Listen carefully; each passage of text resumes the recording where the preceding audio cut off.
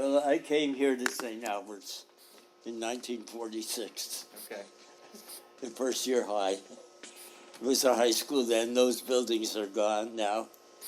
But one of the things that so impressed on us was Latin. Yeah. It was the first class of the day and the last class of the day.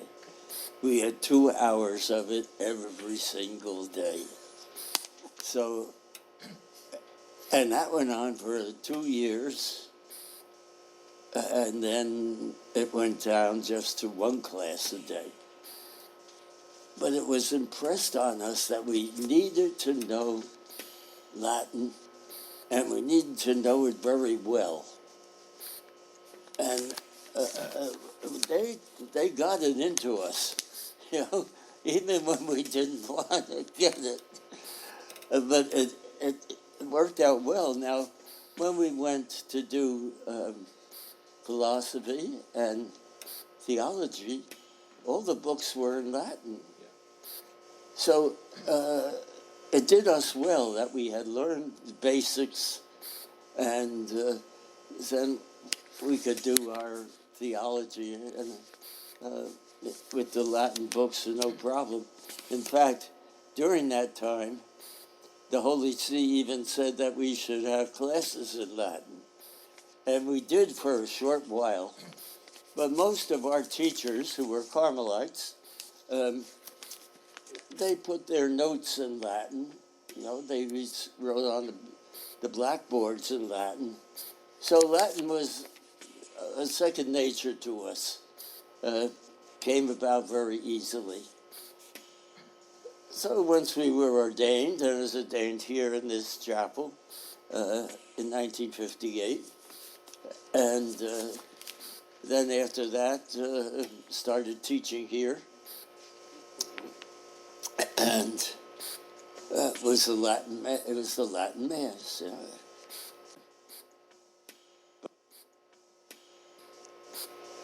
When the change came,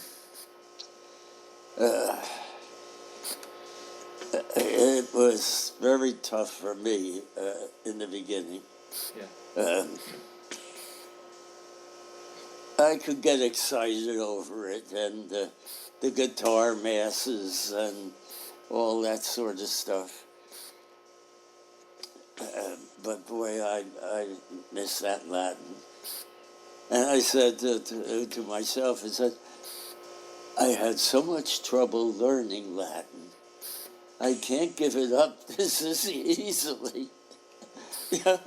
So I kept the breviary.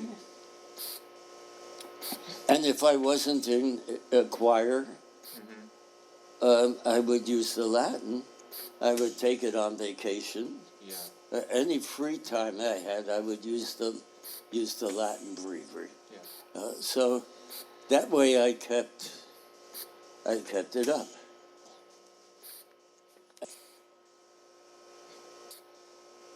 Well, I had many different jobs. I was a teacher here. I was a prior here. I went from here to 28th Street as pastor. I went from there to Williamstown to retreat. In between, I went to Pottsville as a teacher. Then I ended up at St. Joseph's in Troy. Okay. And I was there for 17 years.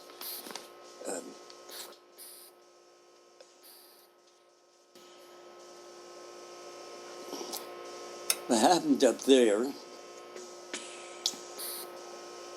is 1 year they were going to televise a Christmas Mass from St. Joseph's. So a week ahead of time, they started setting up everything. So it had to be just right. Well, the people were there from the chancery all day long, fussing with this or fussing with that. They wanted this, they wanted that. And they noticed that I had some Latin things around. In fact, I had these banners up for the O antiphons. And I had them in the back of the church. They're banners that I made here, and I still got them. And then so somehow or other, they got some idea about the Latin, because after Christmas and that, I got a call from the bishop to come in. So I went in, I had no idea what it was for. But at that time, the Latin Mass was being celebrated in St. Peter's Church in Troy.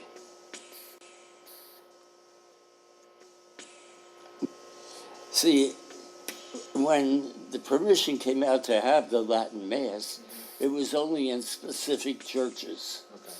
So the bishop appointed a church that was going to have the Latin Mass, and they're the only ones that could have it, in fact. Well, the Latin Mass in Troy was at St. Peter's Church, and they had some problems. They had problems with music, and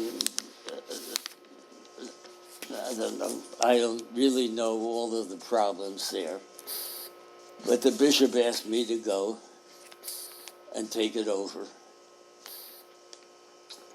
to get rid of the guy who was doing it, or at least cut it down, and wanted me to take it over and be in charge and make a new start on it. Sure. So that's how I got into doing the Latin Mass. Okay. The difficulty, of course, is that the bishop is talking about the Roman Rite. Yeah. And I had never done Okay. the Roman Rite. So I told him, give me a couple of weeks. And I studied up on the Roman Rite, and I was all set to do the Roman Rite. Sure. So then I did Mass there Sundays, and the priest who had been doing it, we got him back in to do it, so we alternated. I enjoyed it very much. Yeah. Going back to the Latin, to me it was glorious, I mean, and we had a halfway decent choir, so they could do all the parts of the Mass and this. So it was nice. I have to say that I really enjoyed it. Then the next thing that happened is they're going to close parishes. And they're closing St. Peter's. It's one of the parishes they close. So now where is the Latin Mass going to go? Wow. Well, the logical place would be St. Joseph's. And so that was fine. Some of the people weren't satisfied with that. They thought it should be somewhere else or some other parish. But it wasn't my decision. It was, again, the bishop's decision. Now, St. Joseph's is going to be the place. So we started it at St. Joseph's. And then we had the opportunity there to do it during the week. Yeah. So we did it on Monday, Wednesday, and Friday. at noontime. We did the Latin Mass. A few people, maybe a dozen at the most, at the daily masses, and at the Sunday Mass we had sometimes we'd have 50,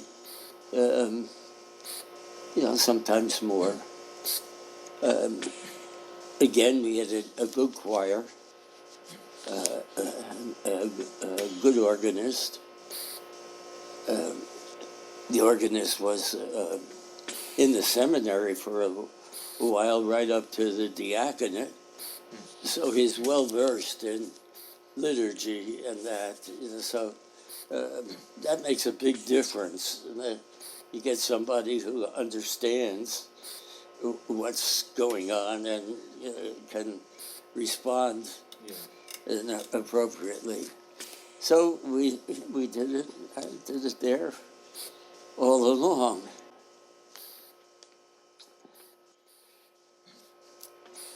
Then I thought, well, now I've been doing this Roman rite.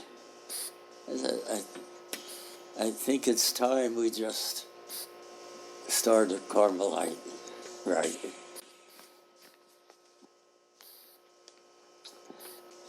I hinted about it first with the people and this, and talked about the Carmelite Rite and how it was, and little differences that there are, and so on. And then finally, we did the Carmelite Rite.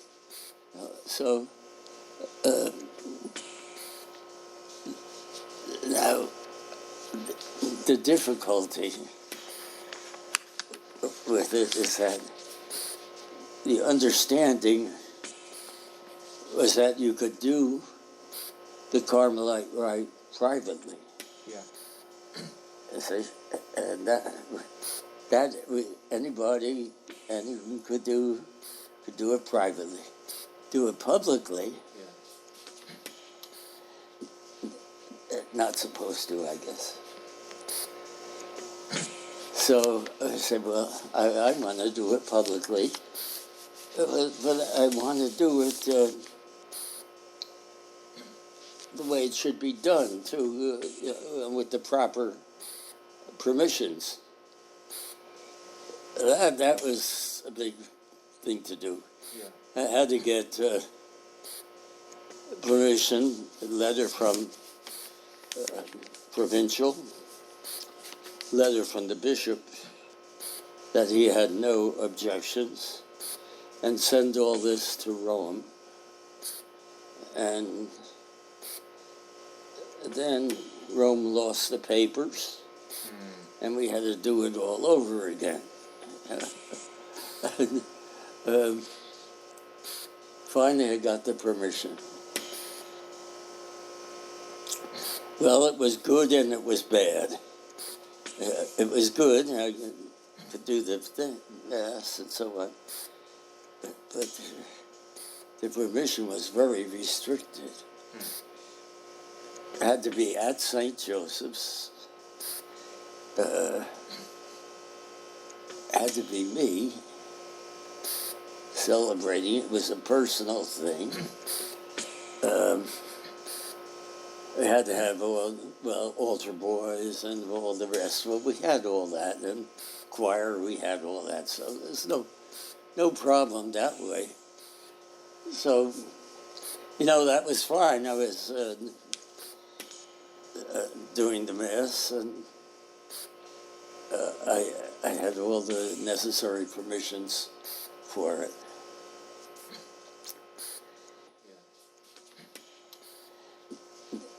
Then came the next thing, and I don't know how this came about, but Father Lucian said he had permission to do it. I never questioned how he got it or what he did, but he started doing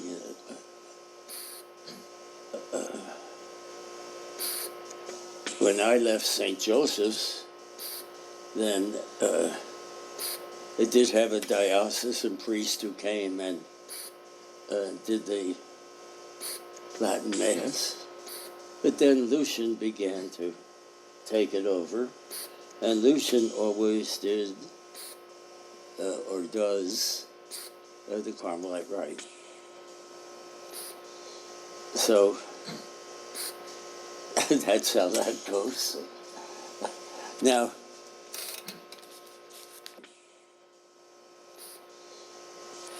I went to Florida.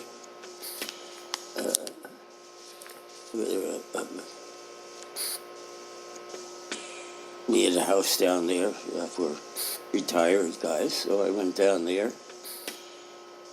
And, of course, I got involved in the Latin Mass down there at another parish. Somebody came and picked me up. It was 40, 50 miles away. And so someone picked me up and brought me back. And again, this parish down there, well, they had a good 100, 150 at Mass, on Sunday.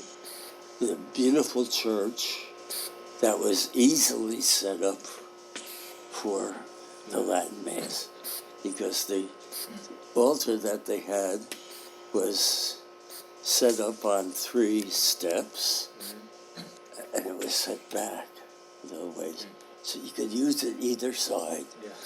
Now, it worked out perfect. You look at it, you'd think it was designed for the Latin Mass, rather than in other places where it's kind of half and half. At St. Joseph's, we have one of these altars, and it was on wheels. Okay. So we were able to move that out or put it over to the side and use the main altar. And the main altar at St. Joseph's was one of these, well, monstrosities, I guess some would say, and others would say a very beautiful thing, all marble and all the rest. It was just beautiful. And I had fixed it up and got all the pieces that were around back on it, and they had a couple of angels up there. They got the trumpets for them and all the rest. So it was very nice. So I enjoyed it. So down in Florida, I helped out with Latin Masses there. I did it in our own parish too, once or twice, but they didn't seem to have a need for it. So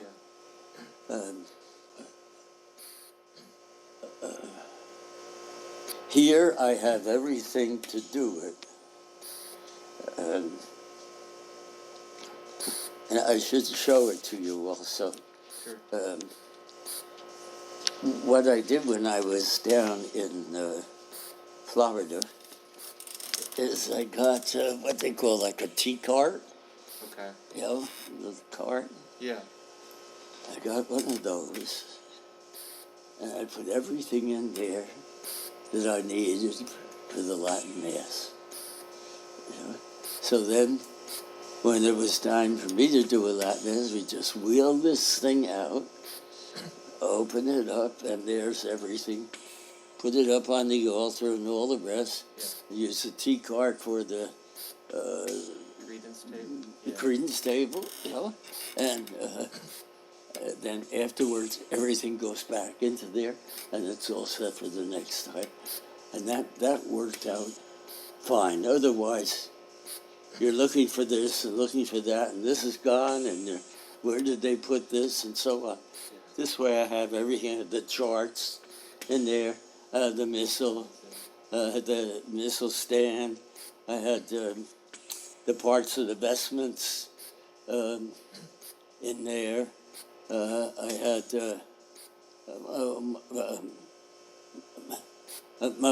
a whole set of stuff for the altar, you know. everything. So it wasn't dependent on them for anything, and you could just wheel this in, wheel it out when you're finished. Yeah. So it's an idea.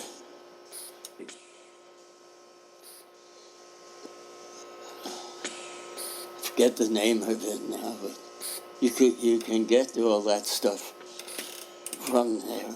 But again, it's Roman. Yeah. Yeah. Yeah.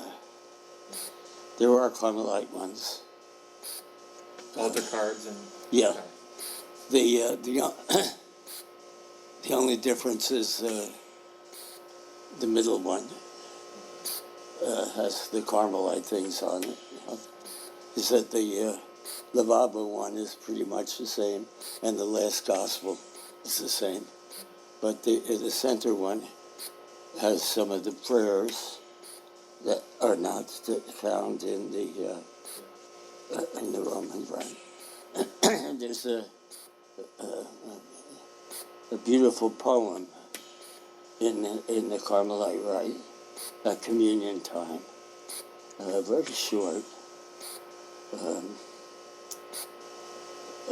it's all the all the attributes of the Lord. Yeah. It's really a beautiful thing. Yeah. See, now that's lost. That's what bothered me. There's so many things that we lost in this that are so beautiful. Yeah.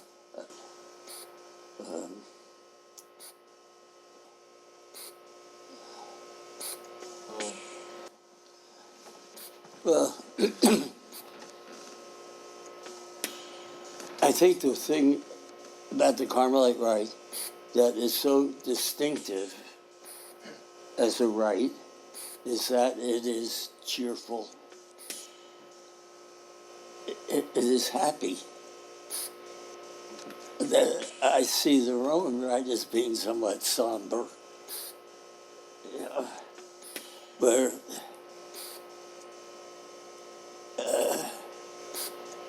in the Roman Rite it seems there's such a emphasis on the passion.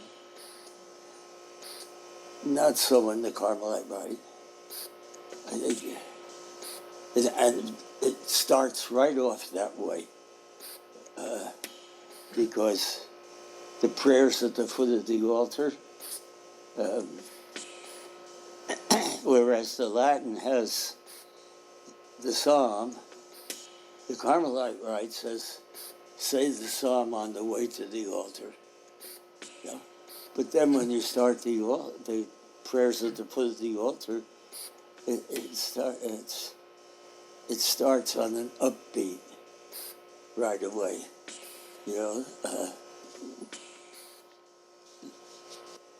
Another place where it's so upbeat is in the Pray, brethren, my sacrifice and yours may be acceptable to God.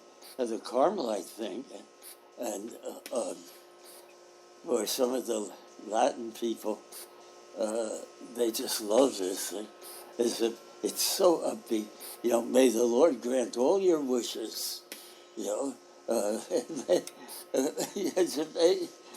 May everything be wonderful for you. Which is so different from the Latin Rite, which is again not kind of somber. So starting off then with the rite is the prayers at the foot of the altar. They're much shorter. The Confiteor is, of course, Carmelite, so it mentions Elijah and the prophets and Our Lady of Mount Carmel. So it sets the tone very much for the Mass. Now, things will be the same in the Latin and in the Carmelite Rite for the parts of the Mass. Now, I'm talking now about like an ordinary Mass on a Sunday, or Yeah. that, that you'd have the usual thing. You would find that in the Carmelite Rite, there are lots of Carmelite feasts. So the calendar is a lot different.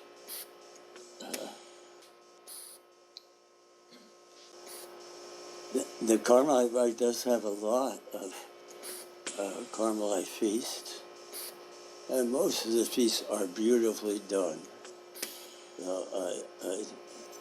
Again, I think of the Feast of St. Albert, which was written by another Carmelite. And not everybody likes it, because it's all in rhyme, the whole thing. Wow. Cum Albertus nascitur, tus redeledem mundo. Gaudium exitur, igitur, pectore iucundo.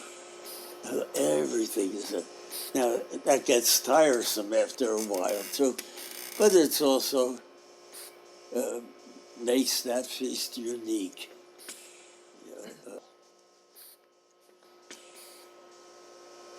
Interesting, like when they redid the calendar and they dropped these saints, they said, for various reasons, and I think it's good because the emphasis is more on the continuum that we celebrate. I think that's good. But they dropped these feasts, and Romaeus is one that was just dropped. However, we came in through the back door because now Romaeus is one of four, together with Avertanus and Romaeus, were travelers, and they were on their way to the Holy Land, and they're going through Italy, and the plague broke out. And so, rather than continue their going to the Holy Land, they sought to help people with the plague, and eventually they caught it themselves, and they died a week apart, and they were always celebrated the end of February and the beginning of March, a week apart. Well, when they changed the calendar, it seems to me that they kept Avertanus, but they dropped Romaeus. Okay. Now, Romaeus was a brother, Avertanus was a priest. Maybe that's a distinction. However, now Avertanus and Romaeus, together with two other priests, are the what do you call it? They are the,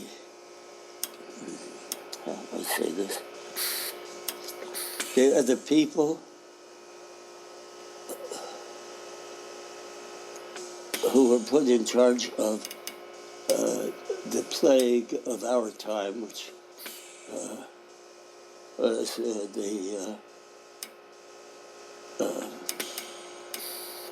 the first plague, not the pleasant one. Not the coronavirus, but the AIDS. virus AIDS. before it. AIDS. The AIDS. Yeah. The AIDS pandemic. They were the four who were set for that, to pray for that. And in fact, I have holy cards for it, that they put out a small holy card for, Yeah. with the two Carmelites on it, adaptations and Romaeus. Easy to see how, they were involved with the plague and Yeah. how they would be Sure. most appropriate, for this. So as I say, they get rid of it one place, but we come in in another place. Yeah.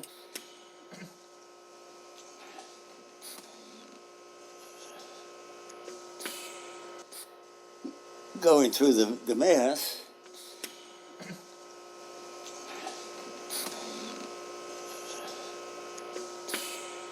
the next unusual things would be around communion time. We don't have all the prayers that they have, and we have other prayers like that poem that we do.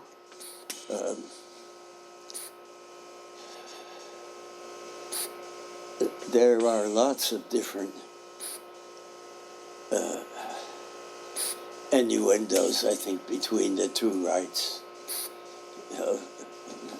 Sometimes very small things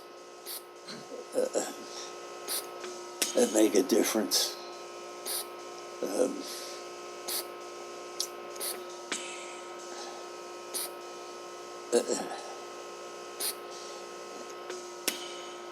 If you ever find a ceremonial,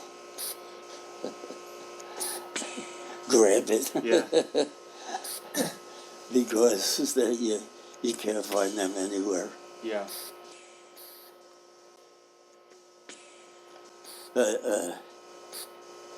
It's really in the ceremonial Yeah. that they tell you a lot of the things that should be done and how to do it. But as I say, there, I've been looking for one. I can't find one.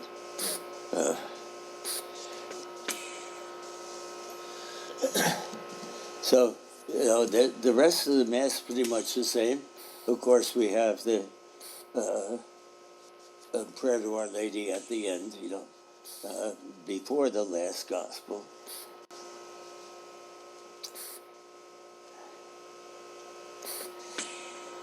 Single Often both at offertory. once? Yeah. Yes, and the preparation of the chalice at the beginning of the Mass before a person was the altar. First thing you go up is get ready, get the chalice ready. Yes. Some of these things we do automatically in the sense we don't really reflect on them always, So, if I were to do the Latin Mass, the Carmelite Rite, I would do that automatically, in fact, it's easier for me than the Roman Rite. I still have to think about the Roman Rite. Like Lucian does only the Latin, the Carmelite Rite. Oh, the Roman kind. Yeah. And very nice here, a few weeks ago, he did what we call the ancient Carmelite Rite. It's another way of celebrating the rite. Okay. That is a little different from the normal way in which we would do it. The amazing thing is that the ancient Carmelite Rite is closer to the Latin Rite as it's celebrated today. Okay. Yeah. Okay. They're very close now. In the ancient Carmelite Rite, everything takes place at the chair, Okay. up to the offertory, Interesting. including the preparation of the wine and so on. Really? All that takes place at the chair. So right from the beginning, there's the prayers at the foot of the altar and so on, and then they go directly to the chair. Okay. Everything is done at the chair. Gloria, Credo, all that sort of stuff. Everything at the chair. There's a preparation of the chalice. Then the gifts are brought to the altar first, and then the priest goes to the altar. Now that's the major difference. And then of course at the end of the canon, you go back to the chair. And everything concludes at the chair. And so that's the difference, and as I said, that's really very close to the liturgy now. But before the present liturgy in the Roman Rite, this was quite a difference. So we all went to St. Bonaventure University, and we would be there for summer school, and we always did Mass on July 16th. A lot of sisters came, and we always did the ancient rite there, because we had the possibility of doing it there. I did the ancient rite for my first Mass. We did it a little more frequently back then. But now there doesn't seem to be. So what is in the Missal Carmelitana from the 30s or whatever, and what is in those liturgical books from the 30s and the breviaries? That's not the ancient Carmelite Rite, or that's not the ancient Rite, or is it just in the rubrics? It's just in the rubrics. That everything else is the same. It's just the rubrics of where things take place, but the rest of the rite is the same actually. And would that be in the ceremonial? Yes, it would.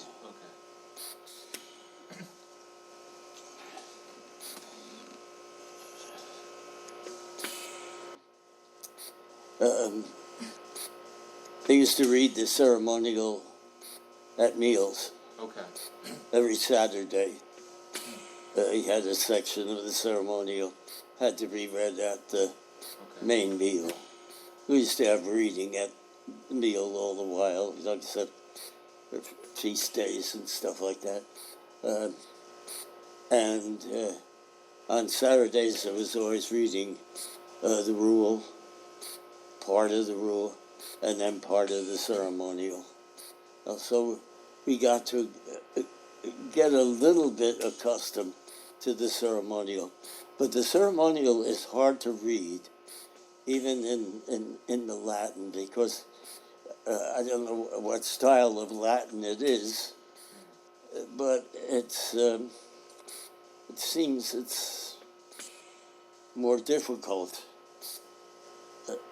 to translate and more difficult in the word constructions, so on, the use of different terms. So, but if everything should be in there. And they even have a way of, a Carmelite way of doing benediction. Again, very minor things. But I know at Whitefriars, when we were going through Ernie Larkin one day was teaching us, and he going to do benediction, and he was doing the Roman way, And so after he finished, and after I went to his room and told him that we do have a Carmelite way of doing. Oh, I didn't know. We'd have another class. But again, they're very minor things, but they make a difference if you're doing Carmelite or not. So my advice is, if you find any of these Carmelite books, boy, get them. I know one thing that I've done. If you go to some of our houses, some of our houses just put all this stuff away. Some just threw it out, but others stuffed it in a closet somewhere, and they don't even know they have it. Yeah. Look around. That's good, because it's good that they get preserved too, and aren't just thrown away. Now, of course, you got the Carmelite Library down there. That's a wonderful thing to have.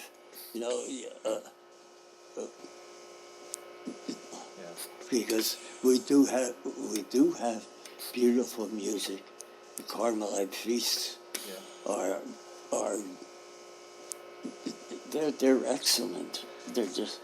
Did you at St. Joseph's?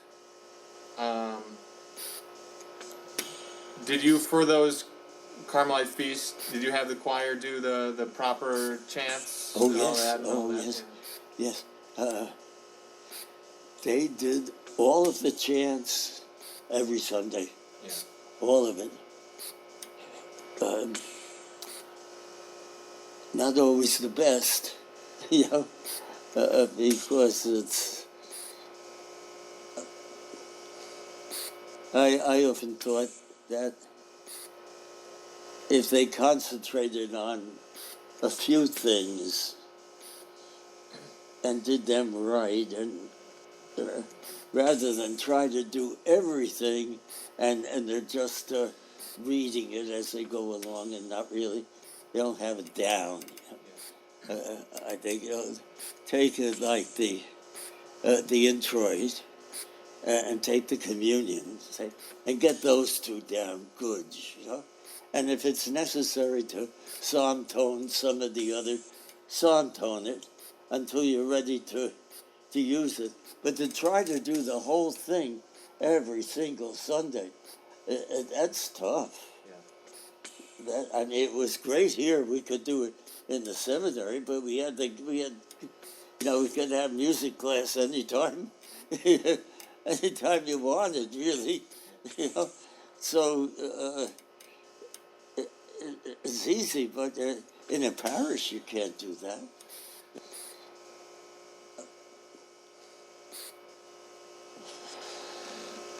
Well,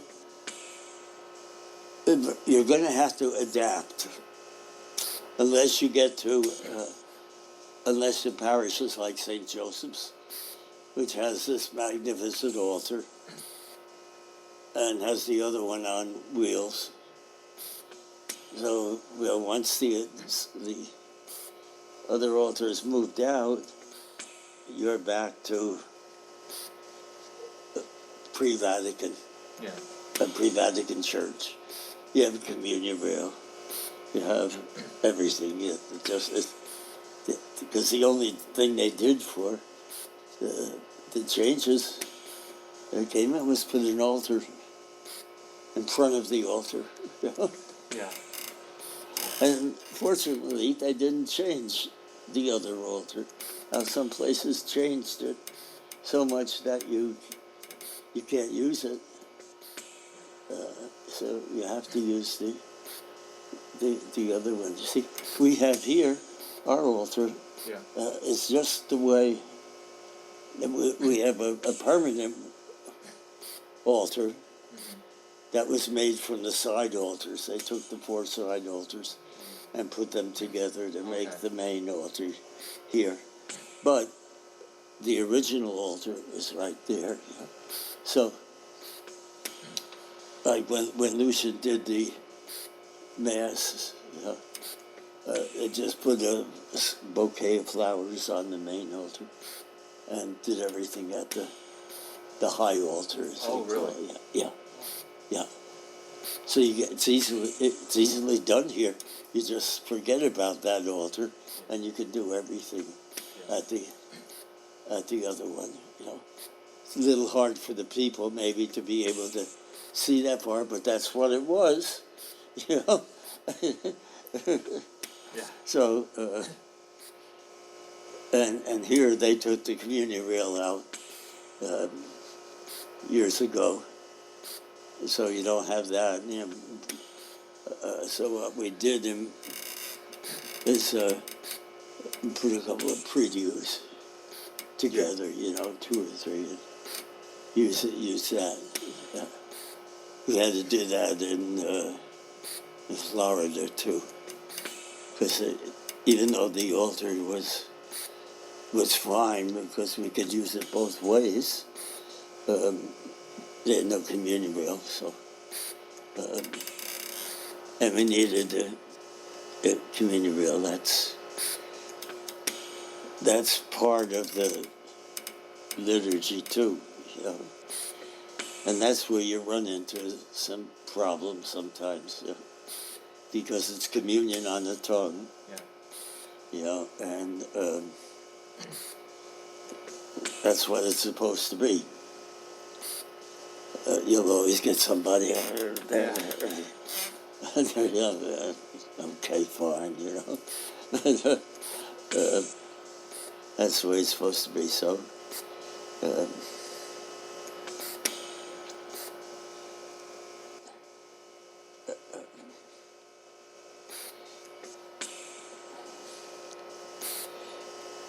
well, when you get the opportunity, learn Latin.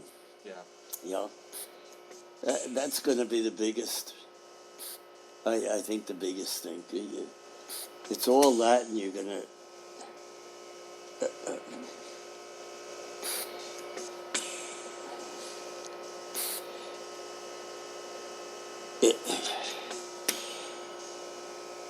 You can tell whether the priest knows what he's talking about or doesn't when he's doing the Latin. Yeah. Because some priests don't know the Latin, but they just read it. Yeah. And they don't know what they're saying. That's not the way to celebrate. Yeah. You need to know what you're doing. So that's the main thing. Now, it doesn't mean that you have to know Cicero and all that sort of thing, for the Latin. But you do need to know the church Latin. It's just a little different. It's easier in many ways. Just studying the Mass.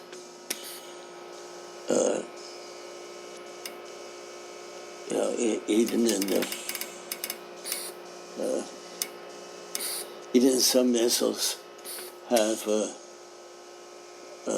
Latin along with the English. Yeah. And that's a good way to. Yeah. That's a good way to learn the Latin by learning the English, seeing the English and seeing how it fits together and how they say this and how they say that, because Latin is a wonderful thing. In fact,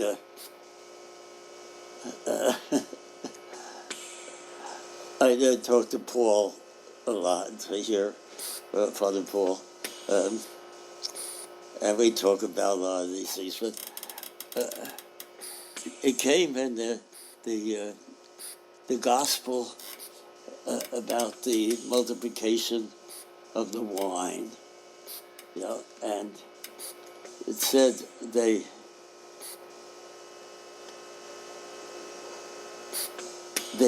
filled them to the brim, the containers.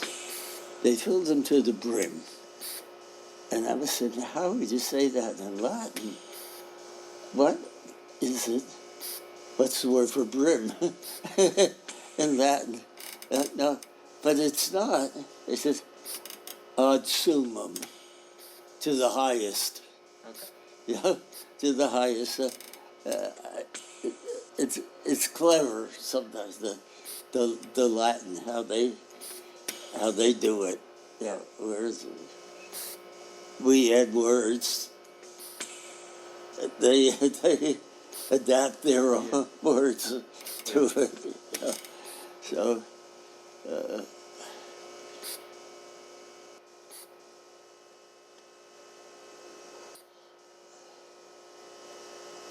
Now, in the Albany diocese, which Troy is,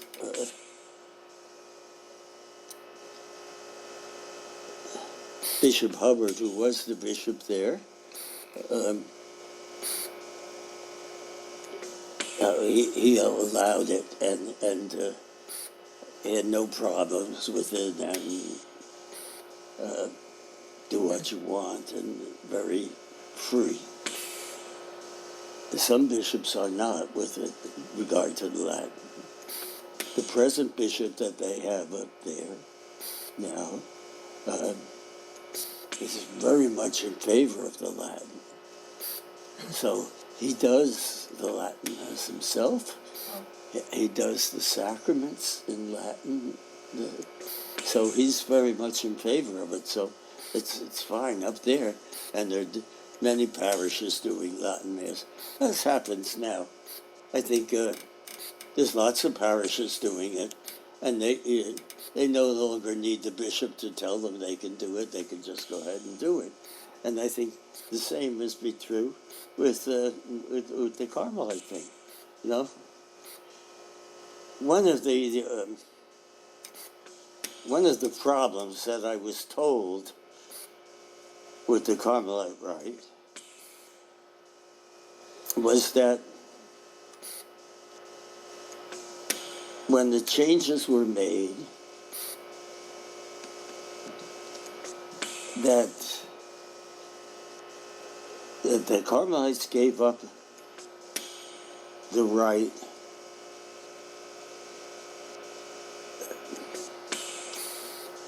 in perpetuum.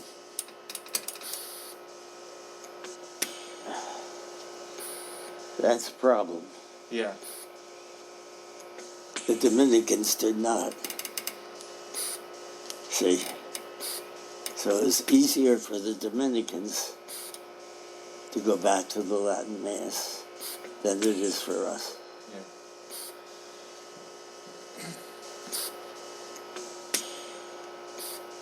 What sort of permissions do you think we need?